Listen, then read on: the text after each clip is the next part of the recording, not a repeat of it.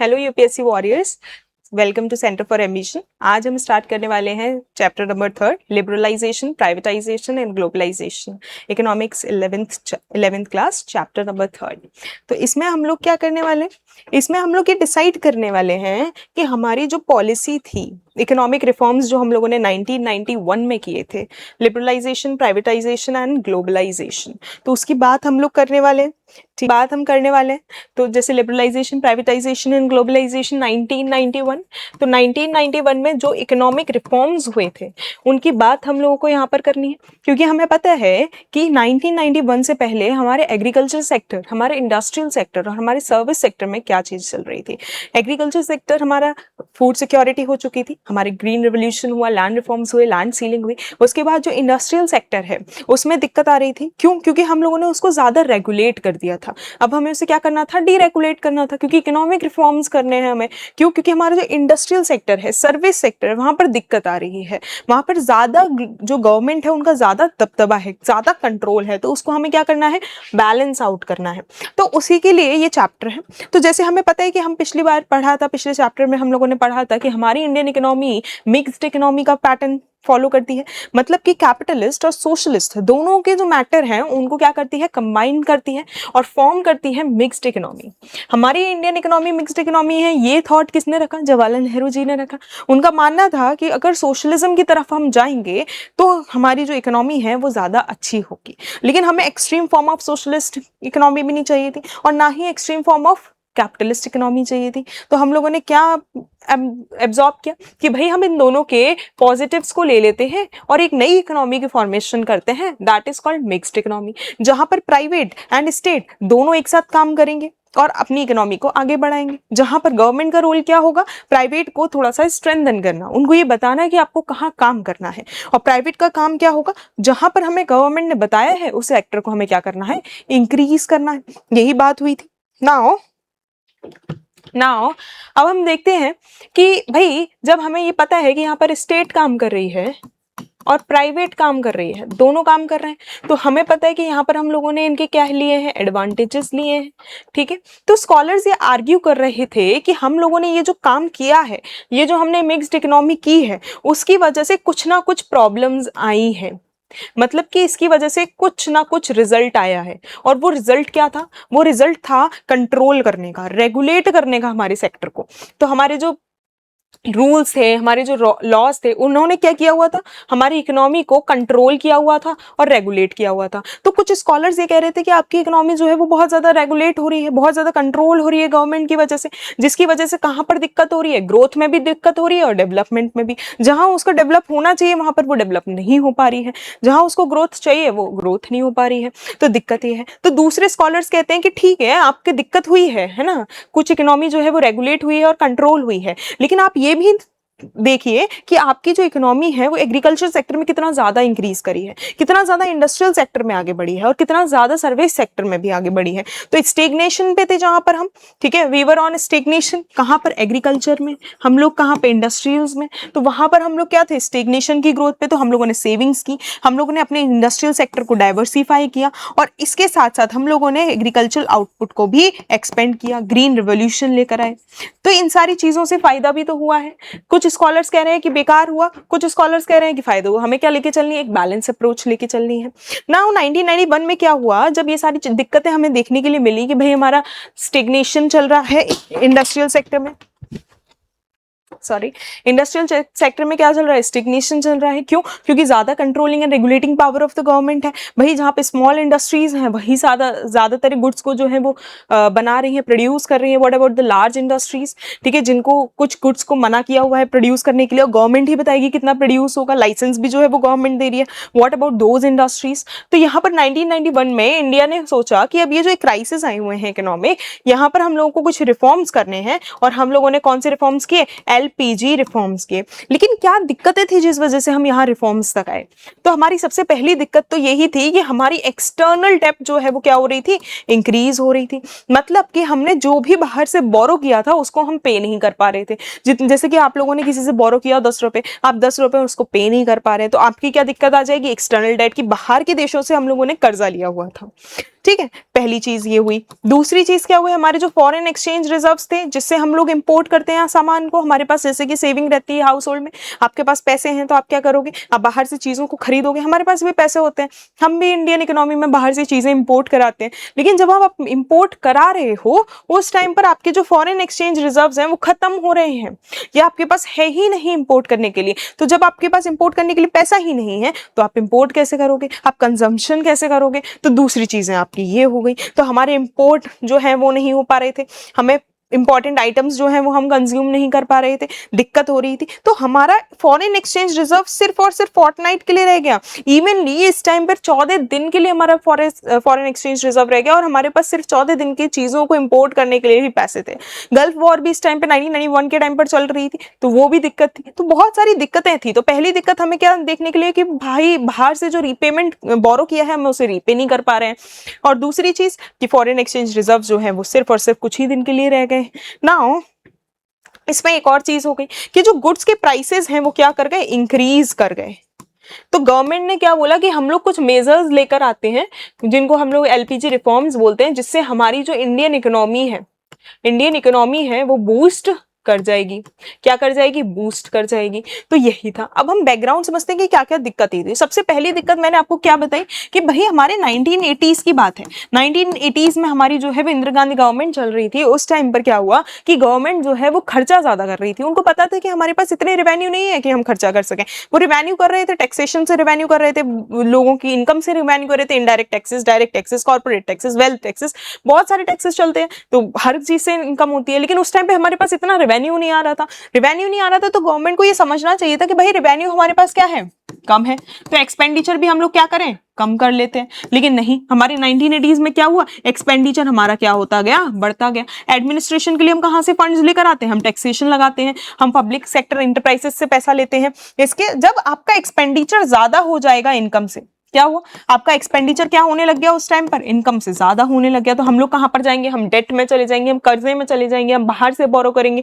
तो वो दिक्कत आने लग गई। तो पहली दिक्कत तो हमें यहां पर यही दिखी कि हम लोगों का एक्सपेंडिचर जो है वो क्या हो रहा था, इनकम से ज्यादा हो रहा था। दूसरी चीज हमें क्या दिखी कि गवर्नमेंट जो है वो क्या कर रही थी, बोरो कर रही थी। कहां से, बैंक से बोरो कर रही थी, लोगों से बोरो कर रही थी, इंटरनेशनल फाइनेंशियल इंस्टीट्यूशन से बोरो कर रही थी। लेकिन इनके पास पैसा ही नहीं था रीपे करने के लिए। तो वो बहुत बड़ी दिक्कत थी। तो हम लोग क्या करते थे, गुड्स को इंपोर्ट कर रहे हैं और हम लोगों को क्या करना है, गुड्स को जो हम इंपोर्ट कर रहे हैं हम लोगों को पैसा उनको देना है। पैसा जिसको देना है वो हमें डॉलर्स में देना है, और डॉलर्स हमारे पास है नहीं क्योंकि हमारा जो पैसा है, हमारा जो रुपया है वो डिवैल्यू हो चुका है ना। तो हम लोग अपने एक्सपोर्ट से ही पैसा कमाते थे और एक्सपोर्ट्स इतने हो नहीं रहे हैं। तो ये हमारी दूसरी दिक्कत थी कि भाई हमारे डेफिसिट्स चल रहे हैं।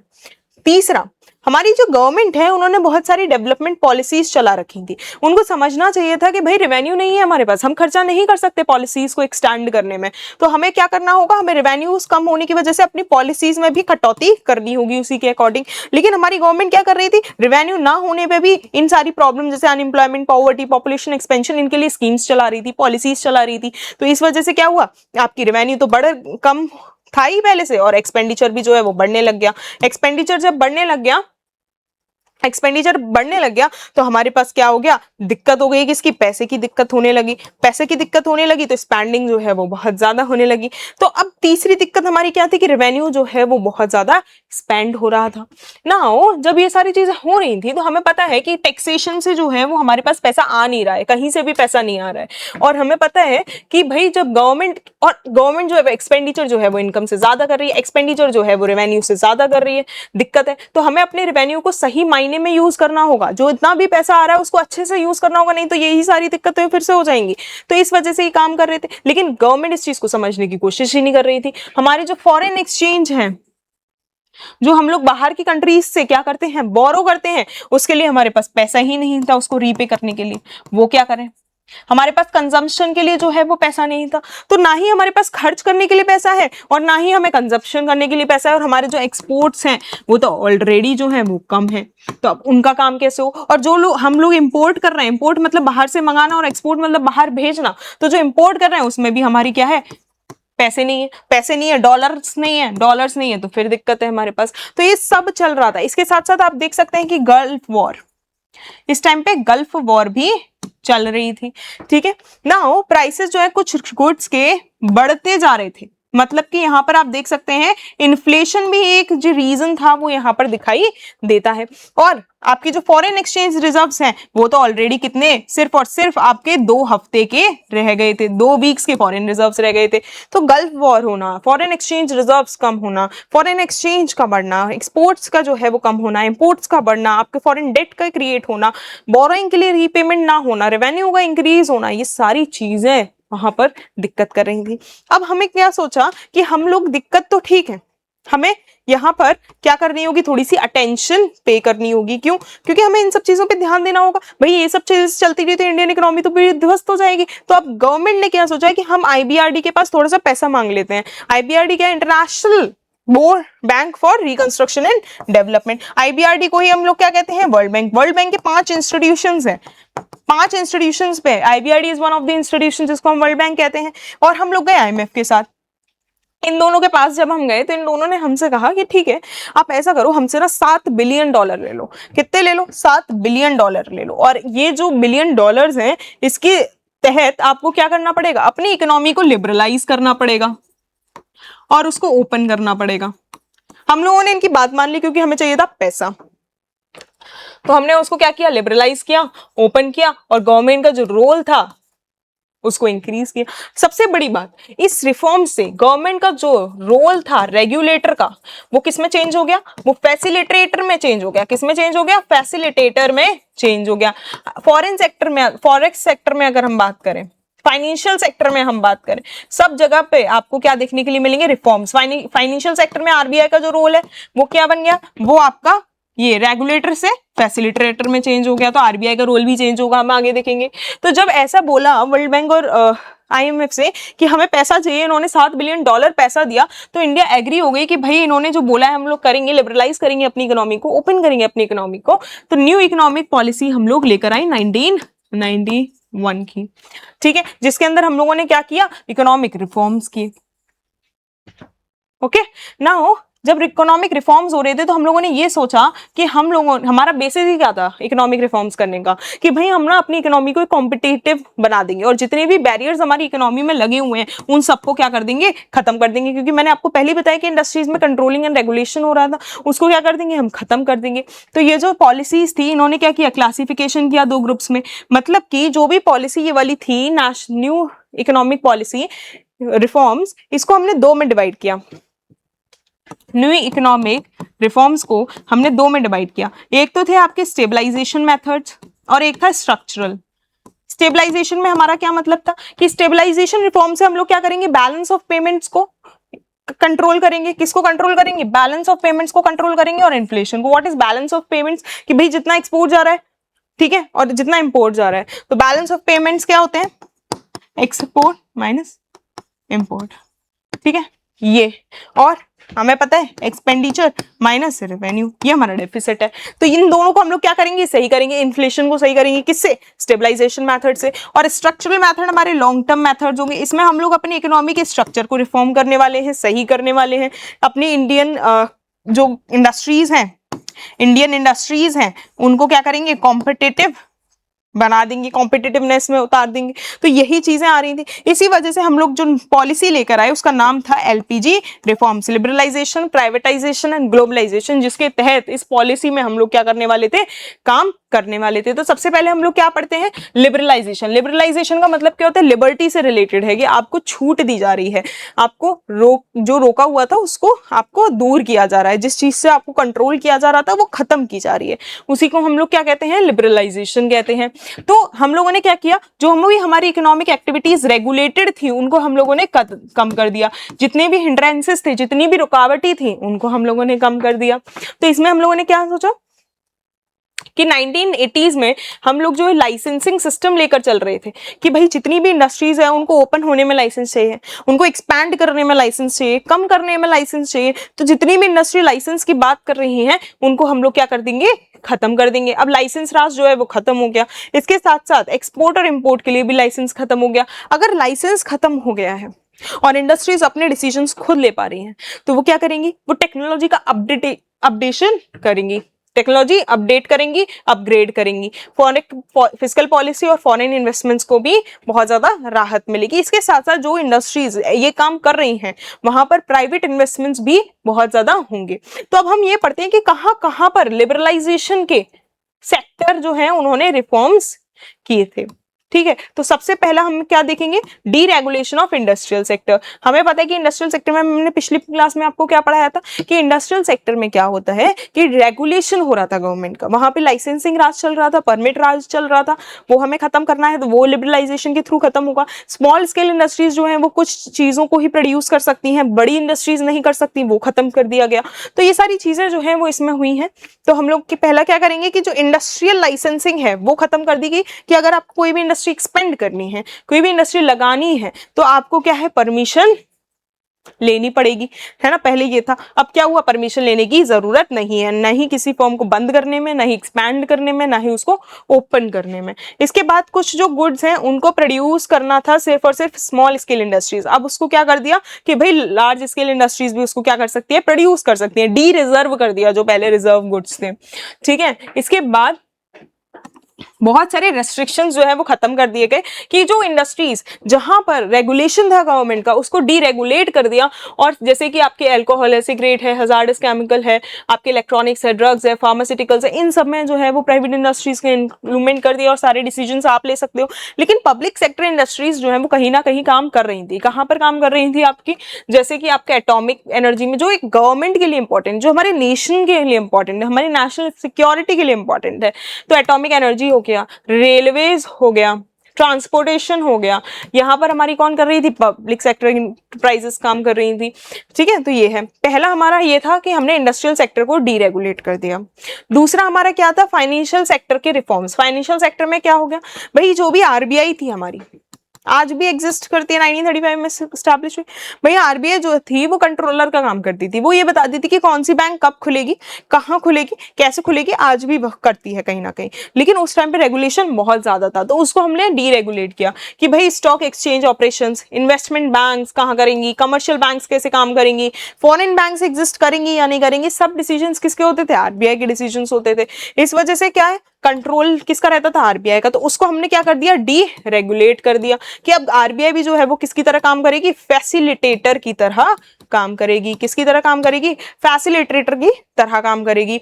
आरबीआई जो है वो ये बताती थी कि बैंक्स को कितना पैसा रखना है, कितना देना है, कितने उसके रिजर्व्स होने चाहिए, वो सारी चीजें। तो अब उसको क्या है, वो खत्म हो गया क्योंकि ये फैसिलिटेटर की तरह काम कर रही है। ठीक है, इसका मतलब जितने भी डिसीजंस है बैंक्स जो है वो अपने आप ले सकते हैं, लेकिन बड़े डिसीजंस में आरबीआई की जरूरत पड़ेगी। नाउ ये जो रिफॉर्म्स है इसने क्या किया, हमारे जो foreign exchange, sorry foreign investments की लिमिट थी उसको भी क्या कर दिया, इंक्रीज कर दिया। 50% जो है वो बैंक्स के अंदर फॉरेन इन्वेस्टमेंट्स आ सकते हैं, तो ये भी चीज हो गई। इसके बाद कोई भी बैंक को अगर अपनी ब्रांचेस को स्प्रेड करना है, उसको एक्सपैंड करना है, तो वो कर सकती है, उसके पास फ्रीडम है to expand the branches and rationalise their branch networks. दो बैंक जो है उनको परमिशन है कि वो अपने रिसोर्सेज को इंडिया में और अब्रॉड में जनरेट कर सकती है, लेकिन कुछ ऐसी चीजें हैं जहां पे आरबीआई जो है वो आज भी सेफगार्ड लगाती है।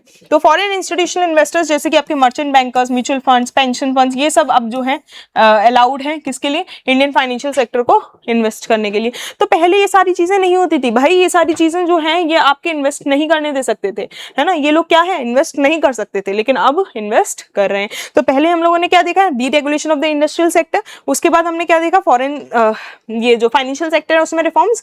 फाइनेंशियल सेक्टर में हमने कौन से रिफॉर्म्स देखे कि आरबीआई जो है वो फाइनेंशियल सेक्टर में जो है वो फैसिलिटेटर की तरह काम करेगी, रेगुलेटर की तरह काम नहीं करेगी। And second, foreign institutional investors जो है वो अब इंडिया में इन्वेस्ट कर सकते हैं। नाउ थर्ड जो चेंज हुआ लिबरलाइजेशन में, दैट वाज टैक्स रिफॉर्म्स। हमें पता है कि दो टाइप के टैक्स रिफॉर्म्स होते हैं, एक होता है आपका डायरेक्ट टैक्सेस होते हैं और इनडायरेक्ट टैक्सेस। डायरेक्ट टैक्सेस क्या होते हैं, ऐसे टैक्सेस जब आपकी इनकम होती है तो उसमें से कुछ कट कर लिया जाता है, जैसे कि कॉर्पोरेट टैक्सेस। इनडायरेक्ट टैक्सेस जब भी आप कोई चीज खरीदते हैं तो उसमें ऑलरेडी वो टैक्स जो है वो जुड़कर आता है और आपको वो पे करना होता है। डायरेक्ट टैक्सेस आपके जो है वो कौन पे करेगा, जिसके पास ज्यादा इनकम है वो ज्यादा पे करेगा, और इनडायरेक्ट टैक्सेस जिसको खरीदनी है चीज वो पे करेगा। तो डायरेक्ट टैक्सेस और इनडायरेक्ट टैक्सेस में क्या हुआ कि भाई हमें फिस्कल पॉलिसी में भी चेंज देखने के लिए मिल गया। हमें ये पता है कि 1990s के बाद हमने ये देखा है कि 1990s के बाद डायरेक्ट टैक्सेस जो हैं वो कम होते हुए हैं, क्योंकि गवर्नमेंट को ये समझ में आ गया था कि अगर हम लोगों को टैक्सेस को सही रखना है तो लोग क्या करते हैं, टैक्स एवेजन करते हैं। टैक्स एवेजन का मतलब क्या होता है कि वो कुछ लूप होल्स ढूंढ लेते हैं पॉलिसीज के अंदर और टैक्सेस को जो है वो दूसरी कंट्री में ले जाके वहां पर एवेड कर देते हैं, मतलब इंडिया में टैक्सेस ही नहीं देते हैं, वो ऐसे ऐसे लूप होल्स निकाल लेते हैं पॉलिसीज के अंदर। तो फिर गवर्नमेंट ने क्या सोचा, भाई यहाँ पे तो टैक्स एवेजन होता रहेगा, तो फिर क्या किया जाए। तो फिर उन्होंने क्या कहा कि भाई हम लोग ना क्या कहेंगे, टैक्स डायरेक्ट टैक्सेस को कम करते जाएंगे ताकि लोग जो है वो टैक्स एवेजन की तरफ ना जाए। तो 1990 से आपके जो डायरेक्ट टैक्सेस हैं उनमें कटौती देखने के लिए मिली है कंटिन्यूअसली। इसके बाद हमने ये भी देखा है जैसे कि कॉर्पोरेट टैक्सेस, यहाँ ये भी आपका क्या है, डायरेक्ट टैक्सेस है। तो इसमें हम लोगों ने क्या देखा है कि भाई कटौती देखने के लिए मिली है। इनडायरेक्ट टैक्सेस की बात करें तो मैंने बताया इनडायरेक्ट टैक्सेस, जब भी आप कोई चीज खरीदते हो तो उसको हम लोग क्या कहते हैं, इनडायरेक्ट टैक्सेस कहते हैं। तो नेशनल मार्केट को स्टैब्लिश करने के लिए हम लोगों ने इनडायरेक्ट टैक्सेस के लिए क्या लेकर आए, जीएसटी। हमें पता है 2017 हमारी जीएसटी आ गई, ठीक है। हमारा 101 कॉन्स्टिट्यूशनल अमेंडमेंट एक्ट के थ्रू ये एक इनडायरेक्ट टैक्सेस बन गया, जिससे हमारी गवर्नमेंट ने बहुत आपका अपने रेवेन्यू में चेंज करता हुआ देखा। नाउ फिर हमारे और पॉलिसीज में लिबरलाइजेशन क्या हुआ, फॉरेन एक्सचेंज रिफॉर्म्स। इसमें क्या हुआ कि हमारा जो रुपया है ना उसको डी वैल्यू कर दिया गया। क्या कर दिया गया, डी वैल्यू, ठीक है। जो हमारा रुपया है डॉलर के सामने क्या कर दिया, डी वैल्यू। इससे क्या होगा, हमारे जो एक्सपोर्ट्स हैं वो क्या हो जाएंगे, थोड़े से इंक्रीज हो जाएंगे, क्योंकि वो सस्ते हो गए हैं तो बाहर की कंट्रीज उसको खरीदेंगी, और जो इंपोर्ट है वो थोड़े से महंगे हो जाएंगे, ठीक है। तो एक्सपोर्ट्स जो है वो क्या है, हमारे थोड़े से चीप हो जाएंगे, तो उससे क्या होगा, बाहर जो है वो एक्सपोर्ट्स जो है वो बढ़ने लग जाएंगे और इससे हमें थोड़ा सा फायदा मिलेगा। नाउ उसके बाद trade and investment policy reforms. इसमें क्या, हमने ट्रेड में भी कुछ रिफॉर्म्स किए, इन्वेस्टमेंट्स में भी कुछ रिफॉर्म्स किए। कैसे, क्योंकि हमें पता है कि अगर हम ट्रेड कर रहे हैं तो इससे क्या होगा, कॉम्पिटिटिवनेस बढ़ती है। मतलब कि अगर आपका ट्रेड अच्छा है तो दूसरी कंट्रीज से आपकी जो चीजें अच्छी हैं तो लोग कौन सी चीजें खरीदेंगे, हमारी कंट्री की चीजें खरीदेंगे। तो उसके लिए हमें क्या चाहिए, हमें टेक्नोलॉजी चाहिए, ठीक है। तो हमारा एम क्या था कि हम लोग ना अपने लोकल इंडस्ट्रीज की एफिशिएंसी को क्या करें, इंक्रीज करें। कैसे इंक्रीज होगी, टेक्नोलॉजी से।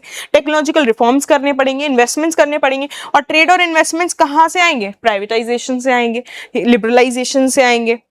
अगर उसके अंदर कोई कंट्रोल नहीं होगा, रेगुलेशन नहीं होगा, तो वहां से आएंगे। तो ये दिक्कत है। तो अगर हमें डोमेस्टिक इंडस्ट्री को, अब पता है क्या होता है, मैं आपको बताती हूँ कि ना हमें कभी कभी क्या करना होता है, अपनी डोमेस्टिक इंडस्ट्रीज को, फर्म्स को क्या करना होता है, प्रोटेक्ट करना होता है। कैसे प्रोटेक्ट करते हैं कि यहाँ पर बाहर से अगर फॉर एग्जांपल कोई भी ये चीज है, ये यूएसए में बहुत अच्छी बन रही है, प्रोड्यूस बहुत अच्छी हो रही है, लेकिन इंडिया में इसकी जो प्रोडक्शन है ना वो बहुत बेकार हो रही है और बहुत ज्यादा महंगी भी हो रही है, कॉस्टली भी हो रही है, और क्वालिटी भी जो है वो बहुत ज्यादा अच्छी नहीं है। तो कौन खरीद, हमारे इंडिया में लोग कौन सी चीज खरीदेंगे, यूएसए की चीज खरीदेंगे। लेकिन हमारी इंडियन गवर्नमेंट क्या चाहती है कि हमारे इंडिया में जो डोमेस्टिक इंडस्ट्रीज है वो उनकी चीजें बिके, ताकि डोमेस्टिक इंडस्ट्रीज इंक्रीज हो और इंडिया की जीडीपी में जो है वो इन्वॉल्वमेंट दे। तो उसके लिए क्या करेगी गवर्नमेंट, जो आपके बाहर से इंपोर्ट हो रही चीजें हैं उनके ऊपर इंपोर्ट ड्यूटी लगा देगी, और जो एक्सपोर्ट हो रही चीजें हैं उनके ऊपर से ड्यूटी को कम कर देगी, ताकि जो हमारी चीजें हैं वो ज्यादा एक्सपोर्ट हो और जो बाहर की चीजें हैं वो हमारे इंडिया में जो आ रही हैं वो कम इंपोर्ट हो। तो ये जो है वो गवर्नमेंट अपने टाइम टू टाइम करती रहती है। तो अब इसके साथ साथ ना हम लोगों की जो गवर्नमेंट थी उन्होंने क्या किया था कि मैंने आपको बताया था कि कोटा लगा देती थी हमारी गवर्नमेंट, उसने कोटा लगाए हुए थे। इसके साथ साथ जिसको हम लोग क्वांटिटेटिव रेस्ट्रिक्शंस कहते हैं कि कितना माल इंडिया में इंपोर्ट होगा और कितना माल इंडिया से एक्सपोर्ट जाएगा, वो भी गवर्नमेंट कंट्रोल करती थी। अब वो जो है वो क्या कर दिया गया, खत्म कर दिया गया, कंट्रोल जो है वो खत्म कर दिया गया। इसके बाद जो टैरिफ्स बहुत ज्यादा हाई थे उनको क्या कर दिया गया, कम कर दिया गया, ताकि हमारे एक्सपोर्ट्स अच्छे हों, ठीक है। तो ये जो पॉलिसीज हैं इन्होंने क्या किया, हमारी कॉम्पिटिटिवनेस को थोड़ा सा कम कर दिया और हमारे मैन्युफैक्चरिंग सेक्टर में जो है वो आपको अच्छा देखने के लिए मिला। तो इसमें क्या क्या, सबसे पहले हम लोगों ने कोटा हटा दिया। क्या हटा दिया, कोटा हटा दिया। इसके बाद आपके जो टैरिफ रेट्स हैं उनको हम लोगों ने कम कर दिया। इससे क्या हुआ, हमारा जो लाइसेंसिंग प्रोसीजर था इंपोर्ट्स के लिए वो खत्म हो गया। तो इंपोर्ट लाइसेंसिंग जो है वो खत्म हो गई कि इंपोर्ट जब आता था उसके लिए क्या होगी, लाइसेंसिंग होगी, वो खत्म कर दी गई। तो ये सारी चीजें हुई। कोटा ऑलरेडी हम लोगों ने खत्म कर दिया है और 2001 से। तो एक्सपोर्ट ड्यूटीज भी जो है हम लोगों ने रिमूव कर दी, जो मैंने आपको यहाँ कही थी कि भाई इंपोर्ट ड्यूटीज तो वो लोग क्या करेंगे, इंक्रीज कर देंगे, और एक्सपोर्ट ड्यूटीज वो क्या कर देंगे, खत्म कर देंगे। तो वही इन्होंने किया कि एक्सपोर्ट ड्यूटीज जो है वो रिमूव कर दी और इंपोर्ट ड्यूटीज जो है वो बढ़ा दी, ताकि डोमेस्टिक इंडस्ट्रीज अच्छी हो जाए और आने वाली इंडस्ट्रीज भी काम करने लगे। नाउ अब हम प्राइवेटाइजेशन पे बात करते हैं। What is privatisation? प्राइवेटाइजेशन का मतलब क्या होता है? प्राइवेटाइजेशन का मतलब क्या होता है? प्राइवेटाइजेशन का मतलब होता है कि भाई आप क्या कर रहे हो, कोई भी इंडस्ट्री है, कोई भी इंडस्ट्री है, उसको आप क्या कर रहे हो, आप ओनरशिप चेंज कर रहे हो। आप जिस घर में रहते हो, जिस घर में रहते हो, आज आपका घर है, अगर कोई आपसे कहे कि भाई ये वाला घर जो है हम इनको बेच रहे हैं, तो ओनरशिप चेंज हो गई, आपका घर तो नहीं रहा वो। तो वो प्राइवेटाइजेशन होता है कि गवर्नमेंट दो तरीके से करती है, या तो उस कंपनी को वो बेच दे, ठीक है, तो प्राइवेटाइजेशन हो गया, या उस कंपनी के अंदर मैनेजरशिप या फिर ओनरशिप चेंज कर दे, तो प्राइवेटाइजेशन हो गया। तो प्राइवेटाइजेशन का मतलब क्या है कि भाई आप ओनरशिप और मैनेजमेंट को क्या कर रहे हो, चेंज कर रहे हो। किसके अंदर चेंज कर रहे हो? इंडस्ट्री के अंदर चेंज कर रहे हो, या फिर एंटरप्राइज के अंदर चेंज कर रहे हो।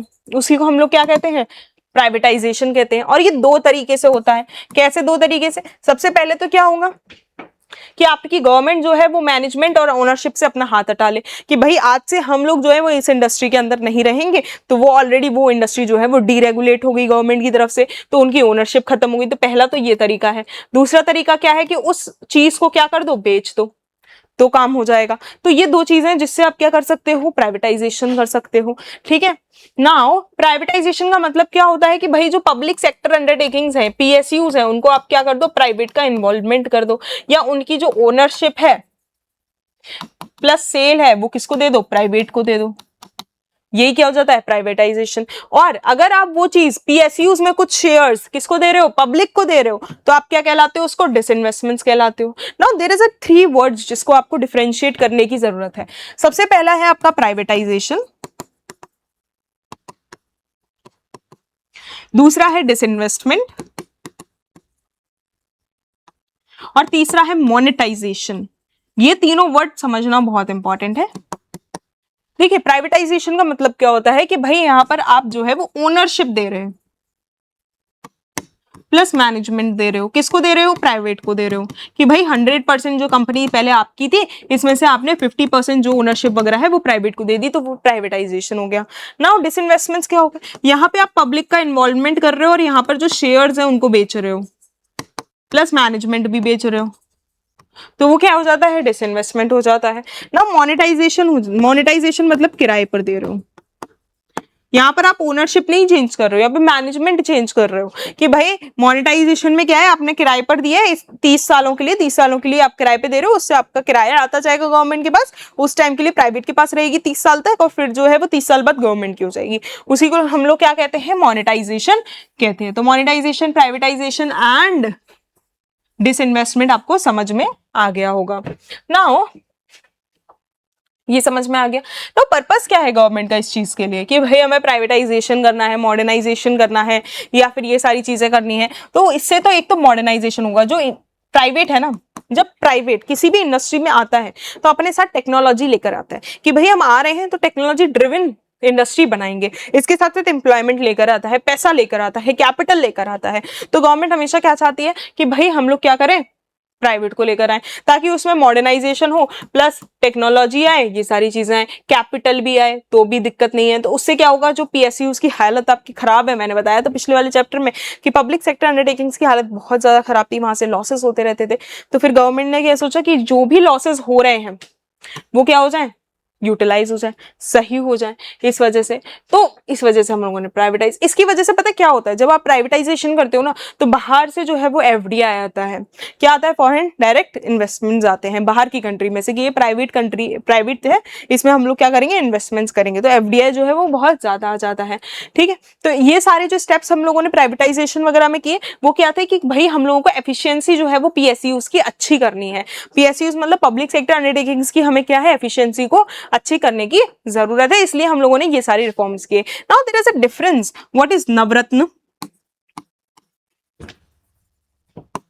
Mini ratna and Maharatna companies. ठीक है। आप लोगों ने ऑलरेडी पढ़ा होगा ये जो स्टोरी थी विक्रमादित्य की। विक्रमादित्य के जो कोर्ट था that was in Bahmani and Vijayanagar empire.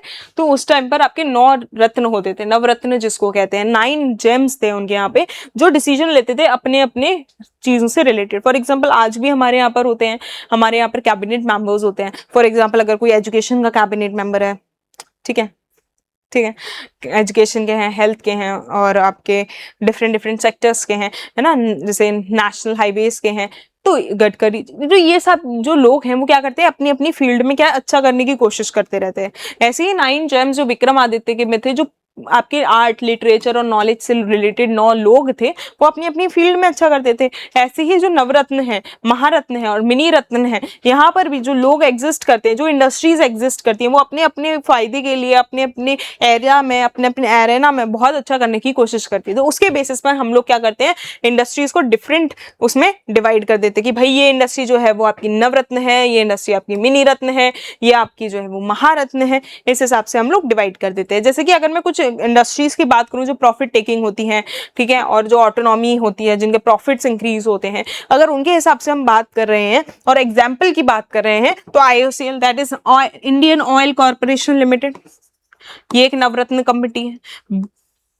PPCL Bharat Petroleum Corporation Limited, Hindustan Petroleum Limited, ONGC, SAIL, है ना, IPCL Bharat Heavy Electronics Limited, National NTPC National Thermal Power Corporation बहुत फेमस है, विदेश संचार निगम निगम, ये सारी जो है। अब जैसे कि आपकी ये जो NTPC है और ये जो आपकी VSNL है, not BSNL, it is VSNL, विदेश संचार निगम लिमिटेड, ये दो जो है, ले 2 मोर PSU गेल, ये भी जो है उनको भी सेम स्टेटस मिल गया। देन एक और है आपके महानगर टेलीकॉम निगम लिमिटेड, ये सारी जो है वो आपकी क्या है, आपकी नवरत्न इंडस्ट्रीज हैं, ठीक है। इसमें से कुछ महारत्न है, कुछ मिनी रत्न है। क्या होता है कि अगर कुछ ये आपने नवरत्न है, अगर इसमें आपने इतना इंक्रीज कर दिया तो मिनी रत्न हो जाती हैं, अगर इसमें आपने इतना प्रॉफिट बना दिया तो महारत्न हो जाती है। इस तरीके से इनकी कैटेगरीज होती हैं, उसके बेसिस पे ये जो है वो डिवाइड होती हैं, ठीक है। तो ये PSUs होती है जिसको हम क्लासीफाई करते हैं on the basis of Ratnas,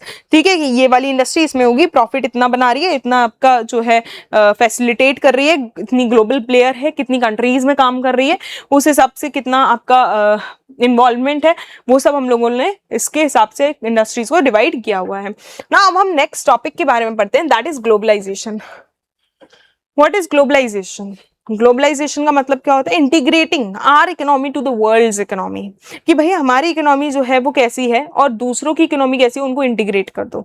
मतलब कि हम अपने बॉर्डर्स को ओपन कर रहे हैं ताकि बाहर के जो इंडस्ट्रीज हैं या बाहर के जो लोग हैं, फॉरेन बैंक्स हैं, वो इंडिया में क्या हो जाए, एंटर कर जाए और काम कर रहे हैं, ठीक है। तो उसी को हम लोग क्या कहते हैं, ग्लोबलाइजेशन कहते हैं। ग्लोबलाइजेशन का मतलब क्या है? ग्लोबलाइजेशन का मतलब क्या है, integrating Indian industries to foreign, उसी को हम लोग क्या कह रहे हैं, ग्लोबलाइजेशन कह रहे हैं। ग्लोबलाइजेशन जो है it was the outcome of the policies of liberalisation and privatisation. जब आपने लिबरलाइजेशन किया और प्राइवेटाइजेशन किया, उसके बाद एक रिजल्ट निकल कर आया, दैट वाज ग्लोबलाइजेशन, कि भाई अगर इन दोनों को आपने किया है तो उसके बाद ग्लोबलाइजेशन का तो होना जरूरी है ही है और होगा ही, ठीक है। तो ग्लोबलाइजेशन जो है उसका मतलब क्या है कि इंटीग्रेट कर रहे हो आप, जोड़ रहे हो। इंटीग्रेशन मतलब क्या होता है, जोड़ना। आप जोड़ रहे हो अपनी इकोनॉमी को किसके साथ, वर्ल्ड इकोनॉमी के साथ। एक कॉम्प्लेक्स फिनोमेना है, ठीक है, जिसमें आप एक इंटरडिपेंडेंस को खत्म कर रहे हो, इंटीग्रेशन कर रहे हो, इंक्रीज कर रहे हो इंटरडिपेंडेंस को। फॉर एग्जांपल आपकी ये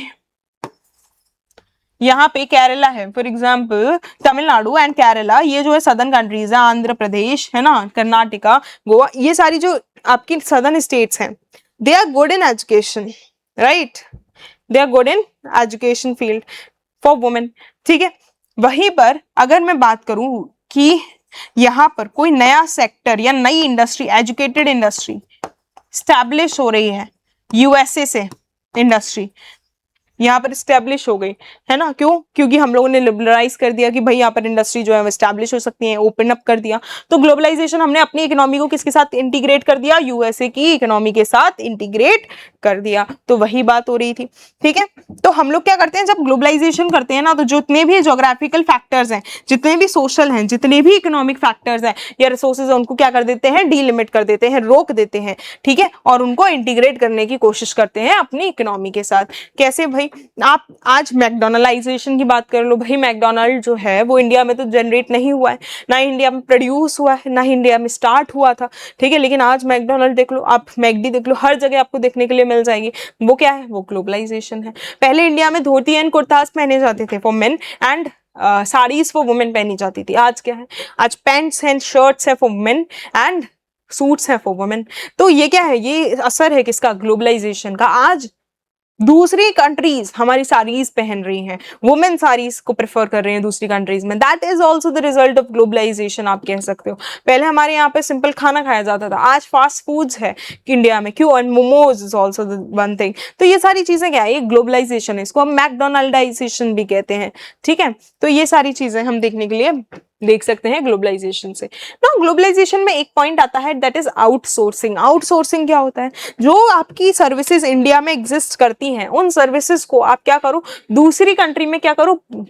ट्रांसफर कर दो। फॉर एग्जाम्पल, आप एक एजुकेशन सेक्टर में हो, बैंकिंग सेक्टर में हो, आपको अच्छी चीजें आती है, फ्रीलांसिंग आती है, तो आप क्या करोगे? दूसरे देश में जाके उसको क्या कर दोगे? ट्रांसफॉर्म कर दोगे, उनको दे दोगे अगर उनको जरूरत है तो। लेकिन आपको इन पर्सन वहां पर अवेलेबल होने की जरूरत नहीं है, आप आउटसोर्सिंग कर रहे हो। जैसे कि आपकी कॉल रिकॉर्डिंग वगैरह होती है, कॉल सेंटर्स होते हैं, that is also the outsourcing. तो हम उसी की बात करते हैं। तो ये क्या है? ये क्या है आपका? आउटसोर्सिंग। आउटसोर्सिंग में क्या है कि कंपनी अपने रेगुलर सर्विसेज किसको दे रही है? दूसरे लोगों को दे रही है, दूसरी कंट्रीज में दे रही है, जो पहले आपका इंटरनली दे रही थी। जैसे कि कंप्यूटर सर्विस हो गई, एडवर्टीजमेंट्स हो गए, लीगल एडवाइस हो गई, ये सारी चीजें, ठीक है। और as a form of economic activity outsourcing जो है वो इंक्रीज होती जा रही है आज के टाइम पे। क्यों इंक्रीज हो रही है भाई? Due to the communication facilities, internet availability. Internet आज टाइम पे हर किसी के पास है, हर जगह अवेलेबल है। उसी की वजह से आप एक देश से दूसरे देश में क्या कर सकते हो?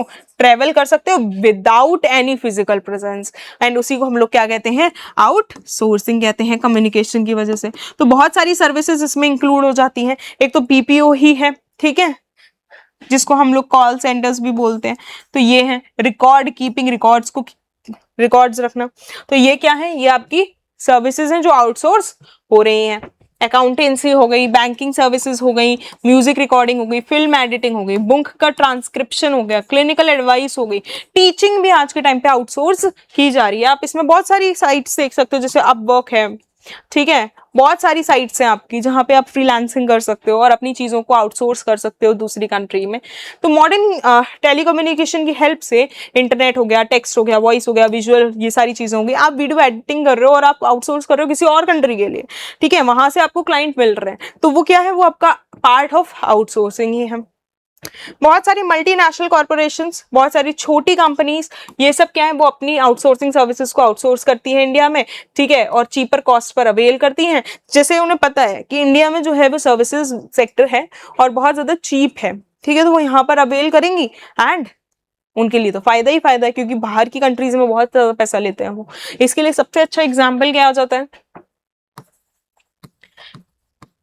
Medical sector of India. एक वर्ड है medical tourism.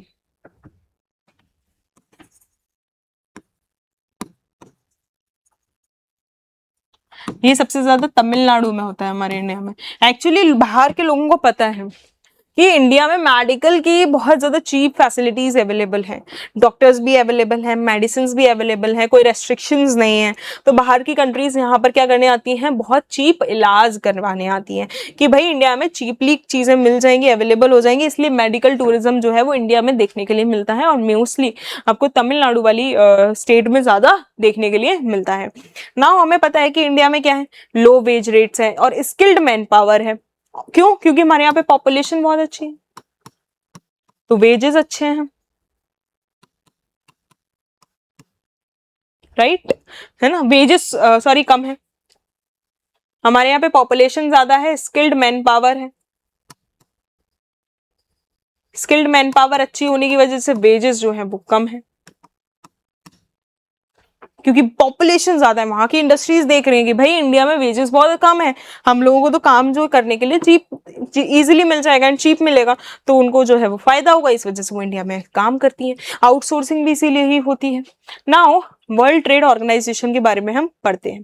This is the organisation जो बहुत इंपॉर्टेंट है ट्रेड के लिए, क्योंकि अभी हम इंडस्ट्री की बात कर रहे हैं, फॉरेन ट्रेड की बात कर रहे हैं, एलपीजी रिफॉर्म्स की हम बात कर रहे हैं, तो इसमें इसका बहुत बड़ा हाथ है। कैसे? वर्ल्ड ट्रेड ऑर्गेनाइजेशन को पहले हम गाट बोलते थे। क्या बोलते थे? गैट। ये 1948 में स्टैब्लिश हुआ था। कब स्टैब्लिश हुआ था? 1948 में स्टैब्लिश हुआ था। तो 1948 में क्या स्टैब्लिश हुआ था? गाट। गाट क्या है? General agreement on trade and tariffs. ये जो एग्रीमेंट है ये होता है। फिर 1994 में जाके एक राउंड होता है, दैट वाज अ यूरोगे राउंड, और मार्केश ट्रीटी होती है। कौन सी ट्रीटी होती है?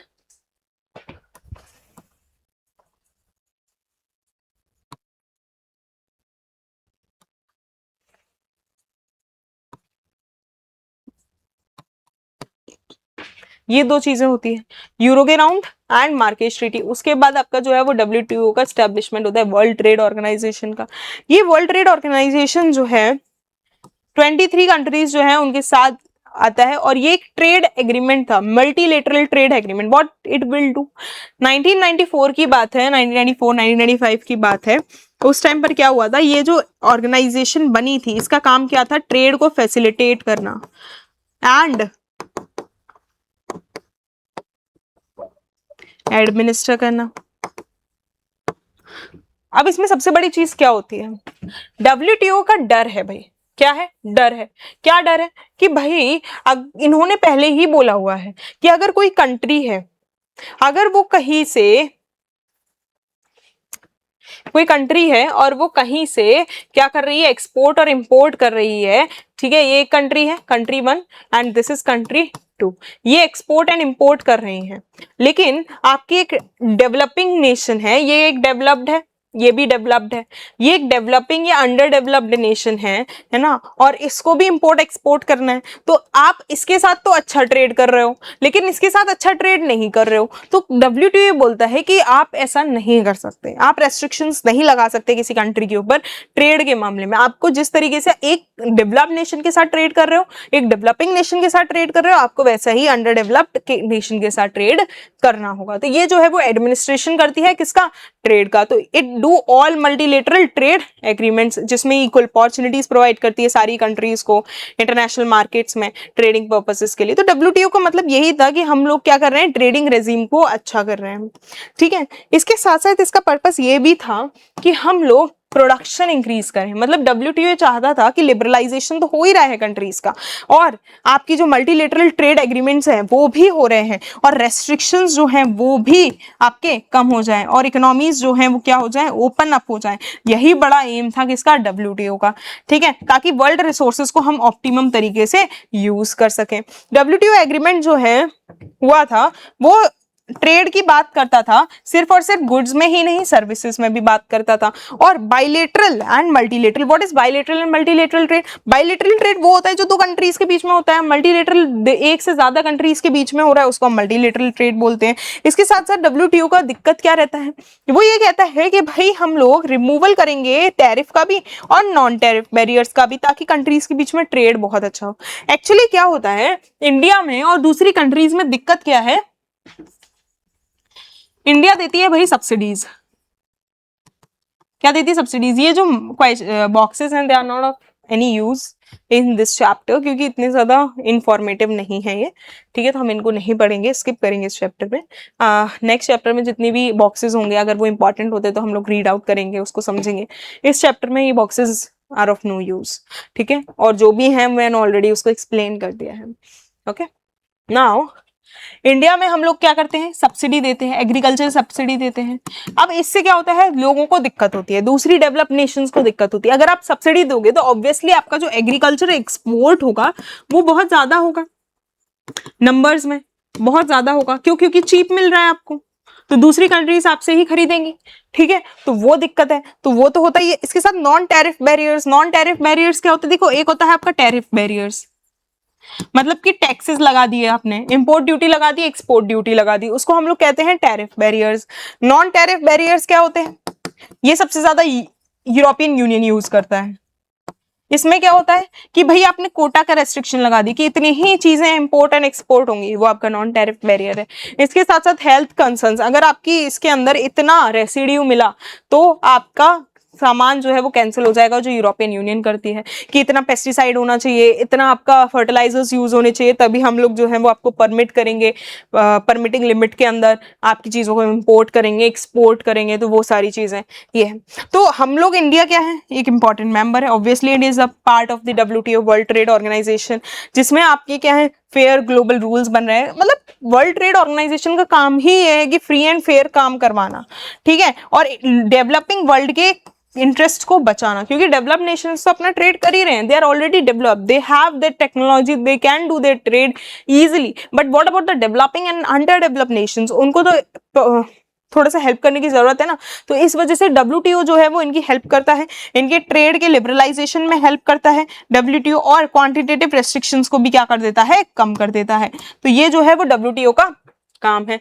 नाउ कुछ स्कॉलर्स क्या करते हैं, क्वेश्चन करते हैं WTO का मेंबर होने पे हम लोगों के, कि इंडिया भाई हम लोग WTO का मेंबर है, हम लोग गलत हैं, हम नहीं होना चाहिए, क्योंकि भाई हमारे डेवलप नेशंस में ऑलरेडी इतना ज्यादा ट्रेड वगैरह होता है। What about the developing and under developing Nations, ठीक है, और हमारी एग्रीकल्चर सब्सिडी पे हर कोई क्वेश्चन करता रहता है कि इंडिया इतनी एग्रीकल्चर सब्सिडी देता है, और इंडिया का क्लेम क्या रहता है कि भाई हम एग्रीकल्चर सब्सिडी आपको दे तो रहे हैं, हम अपनी 10% मिनिमम लिमिट के अंदर देते हैं, ठीक है, पहली चीज। और दूसरी चीज, इंडिया एक जो है वो एग्रीकल्चरल नेशन है, हम लोग को एक्सपोर्ट करने की जरूरत है। हम कुछ और एक्सपोर्ट क्या करेंगे, अगर हम इंडस्ट्रीज में एक्सपोर्ट करेंगे, हम मैन्युफैक्चरिंग सेक्टर में एक्सपोर्ट करेंगे, तो ऑलरेडी डेवलप्ड नेशंस एग्जिस्ट कर रहे हैं, साउथ कोरिया है आपका, ठीक है, USA है, इतनी अच्छी अच्छी कंट्रीज हैं, वो हमारे को कंपटीशन दे देंगी। लेकिन एग्रीकल्चर में तो कंपटीशन नहीं देगा ना कोई लोग। तो हम लोग को अगर जीना है, हम लोग को अपनी इकोनॉमी अच्छी करनी है, स्ट्रेंथन करनी है, तो ऑब्वियसली हम लोगों को एग्रीकल्चर सेक्टर को एक्सपोर्ट करना पड़ेगा।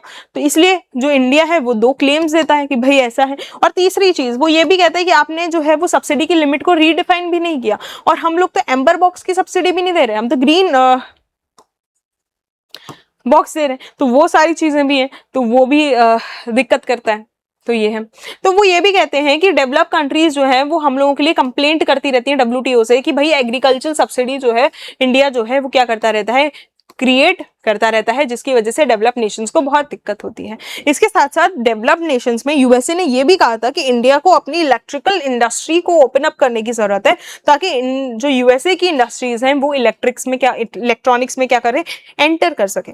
लेकिन दिक्कत क्या है, अगर वो एंटर कर गई तो फिर हमें कॉम्पिटिशन किससे करना पड़ेगा, डेवलप नेशन से करना पड़ेगा, और हमारी जो डोमेस्टिक इंडस्ट्रीज है उनको क्या है, फायदा नहीं होगा, ठीक है ना। हो इंडियन इकोनॉमी ड्यूरिंग रिफॉर्म्स, एक असेसमेंट लेते हैं कि भाई रिफॉर्म्स हो गए, उसके बाद इंडियन इकोनॉमी क्या है और कैसे हुई। तो हमें पता है कि हमारे जो रिफॉर्म्स हैं वो खत्म हो चुके थे, मतलब 1991 से जो है वो स्टार्ट हुए थे, ठीक है, 1991 से स्टार्ट हुए थे। और इकोनॉमिक्स में हम लोग ये देखते हैं कि GDP से मेजर करते हैं हर चीज, कि भाई आपकी इकोनॉमी कैसी है, आपकी ग्रोथ कैसे हुई है, उसमें क्या इन्वॉल्वमेंट है, वो सब हम कहाँ से देखते हैं, आपकी GDP में से देखते हैं। तो हमने ये देखा कि हमारा जो है 1980 से 1991 के टाइम पे जो ग्रोथ ऑफ GDP थी वो 5.6% थी, और 1992 टू 2001 6.4। तो कितना बड़ा जंप हमने देखा है, समथिंग 1% का जंप हम लोगों ने देखा है, सॉरी, ठीक है, 1% का जंप हम लोगों ने देखा है। तो इससे हमें क्या पता चलता है कि ओवरऑल GDP में हम लोगों ने इंक्रीज देखा है। रिफॉर्म पीरियड के टाइम पर एग्रीकल्चर सेक्टर और इंडस्ट्रियल सेक्टर जो है वो डिक्लाइन हुए, हमें पता है, लेकिन वेयर एज सर्विस सेक्टर जो है वो इंप्रूव हुआ। हमें पता है एग्रीकल्चर जो पहले समथिंग GDP में कंट्रीब्यूट करता था समथिंग 50%, वो कितना रह गया, 17% रह गया। और जो मैन्युफैक्चरिंग सेक्टर है वो 24% देता है। लेकिन वहीं पर आपका जो सर्विस सेक्टर है वो आपका 60% आज कंट्रीब्यूट करता है। तो कौन सा इंक्रीज हुआ, सर्विस सेक्टर इंक्रीज हुआ। इससे हमें क्या पता चलता है कि हमारा सर्विस सेक्टर जो है वो क्या है, स्ट्रेंथन है। 10th 5 ईयर प्लान 2002 से 2007 की बात करें तो उसमें हमें ये देखने के लिए मिला कि भी जीडीपी की कितनी ग्रोथ रेट थी, 8% हम लोगों ने ग्रोथ रेट की। और इस ग्रोथ रेट को अचीव करने के लिए हम लोगों ने एग्रीकल्चर सेक्टर में भी कुछ रिफॉर्म्स किए, हमने इंडस्ट्रियल सेक्टर में भी कुछ रिफॉर्म्स किए, सर्विस सेक्टर पे भी रिफॉर्म्स किए। और कितनी रेट से हमने इन सेक्टर्स को ग्रो आउट किया है? 4, 9.5, 9.1 इनसे किया है। कुछ स्कॉलर्स ने तो जो है वो ये भी बोला कि हम ये जो ग्रोथ इंक्रीज करते हुए देख रहे हैं, it is not sustainable, it is unsustainable. ठीक है, तो जो हम लोगों ने इकोनॉमी को ओपन अप किया है उससे क्या हुआ? फॉरेन डायरेक्ट इन्वेस्टमेंट्स इंक्रीज हुए हैं और फॉरेन एक्सचेंज रिजर्व्स इंक्रीज हुए हैं। इससे फॉरेन डायरेक्ट इन्वेस्टमेंट जब बढ़ेगा, फॉरेन एक्सचेंज रिजर्व्स बढ़ेंगे। ठीक है, जैसे कि हम देख सकते हैं 100 मिलियन से 150 बिलियन 2003-4 में हमारे फॉरेन इंस्टीट्यूशनल इन्वेस्टमेंट्स आ चुके थे। फॉरेन एक्सचेंज रिजर्व जो हमारा 6 बिलियन था एक टाइम पे, वो 125 बिलियन हो चुका था एक टाइम पे। तो हम ये देखते हैं कि इंडिया जो है वो क्या हो रहा है? सक्सेस हो रहा है किसमें? अपने रिफॉर्म्स के अंदर। आज इंडिया क्या करता है? ऑटो पार्ट्स को एक्सपोर्ट करता है, इंजीनियरिंग गुड्स को एक्सपोर्ट करता है, आईटी सॉफ्टवेयर्स को एक्सपोर्ट करता है, टेक्सटाइल्स को एक्सपोर्ट करता है। तो auto parts, engineering goods, IT software, textiles, इनको क्या कर रहा है? एक्सपोर्ट कर रहा है। इसके साथ साथ तो एग्रीकल्चर प्रोडक्ट्स में भी तो उसका भाई बोलबाला है ही है। ठीक है, तो ये सारी चीजें हैं। प्राइसेस जो है वो कंट्रोल में रहते हैं। इन्फ्लेशन की हम बात करें तो इंडिया में इन्फ्लेशन कंट्रोल में, आज भी कंट्रोल में है। तो ये है। दूसरे हाथ पर दूसरे जो स्कॉलर्स थे उन लोगों ने इसको क्या किया? क्रिटिसाइज किया। एक स्कॉलर्स तो क्या कर रहे हैं? उसको अच्छा कर रहे हैं कि भाई ये हुआ, ये हुआ, ये हुआ, फॉरेन डायरेक्ट इन्वेस्टमेंट्स भी आए, फॉरेन एक्सचेंज रिजर्व्स भी आए, ये सारी चीजें भी हुई। लेकिन what about the other things? Other things में क्या आ जाता है कि दूसरे स्कॉलर्स ये कहते हैं कि ये तो ठीक है आप जो कह रहे हो, लेकिन कुछ प्रॉब्लम्स भी हैं जो हम लोगों ने फेस की हैं, उसका क्या होगा? कुछ प्रॉब्लम्स ये हैं जो हम लोगों ने फेस की हैं, अब उसका क्या होगा? तो सबसे पहले हम बात करते हैं ग्रोथ एंड एम्प्लॉयमेंट की। हमें पता है कि जीडीपी ग्रोथ रेट जो है वो इंक्रीज की है कुछ पीरियड में, हम लोगों ने पता किया। ये रिफॉर्म्स के बाद की टाइम की बात है कि रिफॉर्म्स के बाद जीडीपी ग्रोथ रेट जो है वो इंक्रीज हुई है। लेकिन स्कॉलर्स ये कहते हैं कि रिफॉर्म की वजह से ये जो ग्रोथ हुई है इसने एक अच्छा एम्प्लॉयमेंट नहीं दिया है हमको। हमें पता है कि एग्रीकल्चर सेक्टर जो है उसमें सबसे ज्यादा एम्प्लॉयमेंट होता है, और जो इंडस्ट्रियल सेक्टर है, सर्विस सेक्टर है, it is not able to suck out the agriculture sector employment. ठीक है, तो वो चीज वो कह रहे हैं कि भाई आपके यहाँ पर एम्प्लॉयमेंट अपॉर्चुनिटीज कम जनरेट हुई हैं। एग्रीकल्चर में आपने रिफॉर्म्स किए हैं जी, हम लोगों ने एग्रीकल्चर रिफॉर्म्स भी किए हैं। ठीक है, लेकिन वो एग्रीकल्चर रिफॉर्म्स जो हैं वो बेनिफिट नहीं दिए हैं। कैसे कैसे हम लोगों ने एग्रीकल्चर रिफॉर्म्स किए? भाई एग्रीकल्चर के अंदर हमने पब्लिक इन्वेस्टमेंट्स किए, इंफ्रास्ट्रक्चर के अंदर डेवलपमेंट किया, irrigation, power, roads, market linkages की, हमने एपीएमसीज बनाई, इतना अच्छा किया। ग्रीन रिवॉल्यूशन सबसे इंपॉर्टेंट चीज है। But what about the employment? आज भी प्रोडक्टिविटी इतनी अच्छी नहीं है, हम लोग सेल्फ सफिशिएंट हुए हैं, but what about the people जो इसके अंदर इतने सारे एग्जिस्ट करते हैं और जीडीपी में सिर्फ इतना सा कंट्रीब्यूशन और लोग इतने ज्यादा, उनका क्या? तो यहाँ पर ये है। देन इसके बाद सबसे इंपॉर्टेंट इसमें क्या होता है आपका? इसमें डिस्गाइज्ड अनएम्प्लॉयमेंट होता है कि लोग जो हैं वो वही फील्ड पर काम कर रहे हैं, फील्ड से ही प्रोड्यूस कर रहे हैं और उसी को कंज्यूम कर रहे हैं। ठीक है, तो ये डिस्गाइज्ड अनएम्प्लॉयमेंट, उसका क्या है? तो वो भी दिक्कत है ना। हम लोगों ने ये भी कहा कि भाई हम लोगों ने फर्टिलाइजर सब्सिडी को भी रिमूव किया, जिसकी वजह से आपका कॉस्ट ऑफ प्रोडक्शन जो है वो इंक्रीज हो गया, है ना। और उसकी वजह से स्मॉल और मार्जिनल फार्मर्स को दिक्कत हुई, क्योंकि हमें पता है ग्रीन रिवॉल्यूशन वगैरह हमने कर तो दिया था। What about the pesticides and fertilisers cost कहां से आएगी? वो स्मॉल एंड मार्जिनल फार्मर्स की है, राइट। तो स्मॉल एंड मार्जिनल फार्मर्स को देनी है, तो वो कहां से लाएंगे? उसकी वजह से वो फॉर्मल सेक्टर से लोन लेने लग गए। इसके साथ साथ जैसे ही WTO आता है, ये जो सेक्टर था एग्रीकल्चर सेक्टर का, उसमें हम लोगों ने बहुत सारे पॉलिसी चेंजेस देखे। इन्होंने कहा कि आपके जितने भी एग्रीकल्चर प्रोडक्ट्स है वहां पर इंपोर्ट ड्यूटीज जो है वो क्या हो जाएंगी? कम हो जाएंगी। और जो मिनिमम सपोर्ट प्राइस है, जिसको हम MSP बोलते हैं इंडिया में, जिसमें आपकी सब्सिडीज दी जाती हैं, वो क्या होगा? रिमूव होगा और क्वांटिटेटिव रिस्ट्रिक्शंस जो है वो लिफ्ट आउट कर दिए गए। तो WTO के आने की वजह से हमें कितनी सारी दिक्कत हुई कि भाई एक तो सब्सिडी पे ही क्वेश्चन आने लग गया और इंपोर्ट ड्यूटीज जो है वो चेंज हो गई, तो दिक्कत आने लगी। इसकी वजह से इंडियन फार्मर्स को बहुत ज्यादा दिक्कत हुई और इंटरनेशनल कॉम्पिटिशन में इंडियन फार्मर्स खड़े ही नहीं रह पा रहे थे। ठीक है, इसके साथ साथ क्या हुआ? एक्सपोर्ट ओरिएंटेड एग्रीकल्चरल प्रोडक्ट्स की वजह से, ठीक है, हमारी जो डोमेस्टिक मार्केट थी वो क्या कह रही थी कि भाई हम लोग एक्सपोर्ट करेंगे तो उसके एक्सपोर्ट के अकॉर्डिंग हम चीजों को प्रोड्यूस करेंगे, what about the consumption of the Indian economy. ठीक है, उसकी दिक्कत थी। हमें फूड सिक्योरिटी मेंटेन करनी है, उसका क्या है? और प्राइसेस इन्फ्लेशन हो रहा है, उसका क्या है? तो वो दिक्कत थी। इसके बाद हम लोगों ने जो इंडस्ट्री में रिफॉर्म्स किए, जो रिफॉर्म्स हमने इंडस्ट्रीज में किए उसमें इंडस्ट्रियल ग्रोथ जो है वो हम लोगों ने बहुत धीरे देखी, बहुत स्लो इंडस्ट्रियल ग्रोथ देखी, और ये भी देखा कि बहुत सारे रीजंस, मेनली चीपर इंपोर्ट्स होने की वजह से, अच्छे इन्वेस्टमेंट्स ना होने की वजह से, इंफ्रास्ट्रक्चर में प्रॉब्लम होने की वजह से हम लोगों ने क्या देखा, इंडस्ट्रियल प्रोडक्शन में डिक्रीज देखा। ठीक है, और इंडस्ट्रियल प्रोडक्शन में जब डिक्रीज होगा तो ऑब्वियसली आपकी जो इंडस्ट्रीज है उसमें जो रिफॉर्म्स किए गए उसमें हम लोगों ने स्लो डाउन चीजें देखी। ग्लोबलाइज वर्ल्ड में डेवलपिंग कंट्रीज जो हैं वो अपनी इकोनॉमी को ओपन करती हैं ताकि गुड्स एंड कैपिटल जो है वो डेवलप कंट्री से आ सके, और उसकी वजह से डेवलपिंग कंट्री को क्या होती है दिक्कत, क्योंकि भाई इंपोर्ट्स अगर चीपर आएंगे तो अगर सपोज करिए चीपर इंपोर्ट्स आ रहे हैं, ठीक है, वो क्या करेंगे, जो आपकी डोमेस्टिक गुड्स की डिमांड है उसको खत्म कर देगी, क्योंकि डोमेस्टिक इंडस्ट्रीज जो भी प्रोड्यूस कर रही है वो खत्म हो जाएगी, राइट। तो ये दिक्कत है, तो डोमेस्टिक मैन्युफैक्चरर्स जो है उनको कंपटीशन झेलना पड़ेगा, तो ये दिक्कत हो गई। इसके बाद इंफ्रास्ट्रक्चर फैसिलिटीज है, पावर सप्लाई है, तो वो इनएडिकेट है। ठीक है, ग्लोबलाइजेशन जो है उसकी वजह से क्या हुआ कि जितनी भी गुड्स एंड सर्विसेज का इंपोर्ट हो रहा था, मूवमेंट हो रहा था, उसकी वजह से लोकल इंडस्ट्रीज को बहुत बड़ा सेटबैक झेलना पड़ा, क्योंकि लोकल इंडस्ट्रीज जो है वो दूसरी इंडस्ट्रीज के साथ कोप अप नहीं कर सकती, उनके बराबर नहीं चल सकती। डेवलपिंग कंट्री जैसे कि इंडिया की अगर हम बात करें, वो अब भी डेवलप्ड बनने की कोशिश कर रही है, लेकिन उसके पास एक्सेस नहीं है डेवलप कंट्रीज में एंट्री करने का। They have no access to enter into developed nations. For example, all quota restrictions on exports of textile and clothing have been removed from our side. ठीक है, अगर यूएसए, तो पता है यूएसए क्या कहता है, यूएसए ऑलवेज सेज थे इंडिया की इलेक्ट्रिकल मार्केट उसको ओपन अप अच्छे से करना चाहिए ताकि वो एंट्री कर सकें, और उनको आपको पता है कि इलेक्ट्रॉनिक मार्केट्स में अच्छे गुड्स प्रोड्यूस होते हैं और एंट्री करते हैं, राइट। तो वो सारी चीजें हैं। What about them? Now let's talk about disinvestment. Let's talk about disinvestment. What about disinvestment? हर साल गवर्नमेंट जो है वो टारगेट अपना फिक्स करती है डिसइन्वेस्टमेंट ऑफ पीएसयूज के लिए। फॉर इंस्टेंस 1991 1992 से उसका टारगेट था कि हम लोग 2500 करोड़ जो है वो डिसइन्वेस्टमेंट से लेकर आएंगे, ठीक है, और गवर्नमेंट जो है वो 3000 करोड़ से भी ज्यादा मोबिलाइज कर लेगी, और 1998 1999 में हमारा टारगेट 5000 हो चुका था। इतना ज्यादा टारगेट कि हम पीएससीज को प्राइवेटाइजेशन से इतना पैसा क्रिएट कर लेंगे, 36,000 करोड़, 5,000 करोड़, 5,500 करोड़, इस तरीके से, ठीक है। लेकिन हम लोगों को गवर्नमेंट को फिर भी लॉस हो रहा था।